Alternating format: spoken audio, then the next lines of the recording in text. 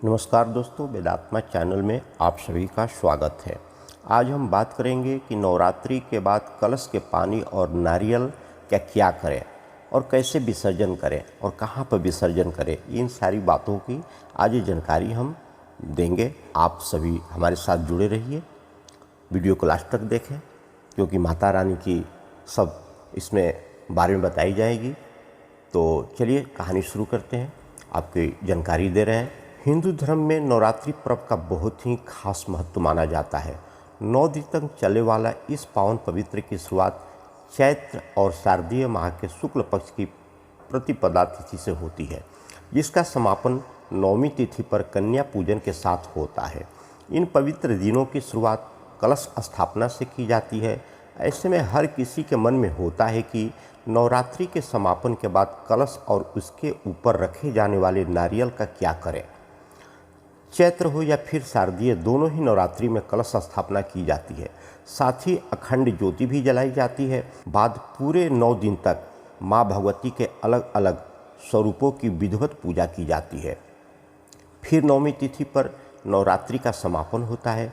ऐसे में कलश और कलश के पानी, नारियल, अखंड ज्योति को लेकर के लोगों के मन में कई तरह के सवाल होते हैं कि इनका विसर्जन कैसे किया जाए या कहाँ पर किया जाए।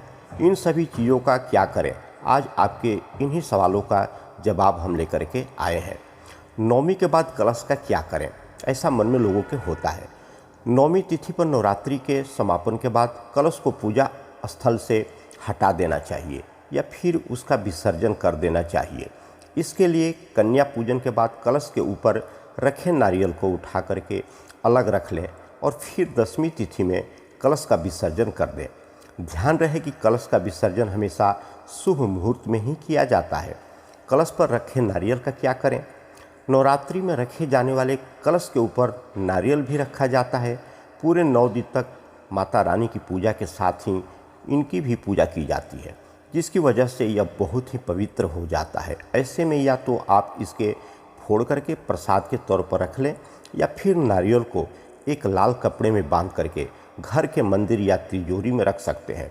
इसके अलावा आप इसे जल में भी प्रवाहित कर सकते हैं, जैसे गंगा जल हो, गंगा जी में, या तालाब हो, पोखरा हो। इस तरह से शुभ स्थान पर इसे आप जल में प्रवाहित कर सकते हैं। यह अति शुभ माना जाता है। कलश के जल का क्या करना चाहिए। कभी भी कलश को खाली नहीं रखा जाता है। इसमें कई सारी चीज़ों के साथ पानी भी भर करके रखा जाता है, जो 9 दिन की पूजा से बहुत ही शक्तिशाली हो जाता है। ऐसे में इस जल को पूरे घर में छिड़कें और बचे हुए जल को नाली या गंदगी जगहों पर न फेंकें, क्योंकि यह अति पवित्र जल हो जाता है। इससे में ऊर्जा आ जाती है माँ भगवती की। नकारात्मक शक्तियों को ये पानी हटा देती है। जहाँ जहाँ इसका छिड़काव करेंगे नकारात्मक शक्ति भाग जाएगी और ऊर्जा का स्रोत आपके घर में आ जाएगी।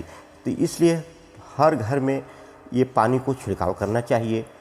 इसे आप नीम, पीपल, बरगद के पेड़ में डाल सकते हैं या घर के गमले में भी डाल सकते हैं या पवित्र स्थान पर इस जल को डाल सकते हैं। अखंड ज्योति को लेकर भी मन में अफवाहें उठती है कि इसको क्या करें। कई लोग 9 दिन का उपवास व्रत रखते हैं, साथ ही अखंड ज्योति भी जलाते हैं। ऐसे में नवरात्रि के समापन के बाद इसे बुझाने की कोशिश न करें। शास्त्रों के मुताबिक अखंड ज्योति को जबरदस्ती या फूंककर नहीं बुझाना चाहिए, यह शुभ नहीं माना जाता है।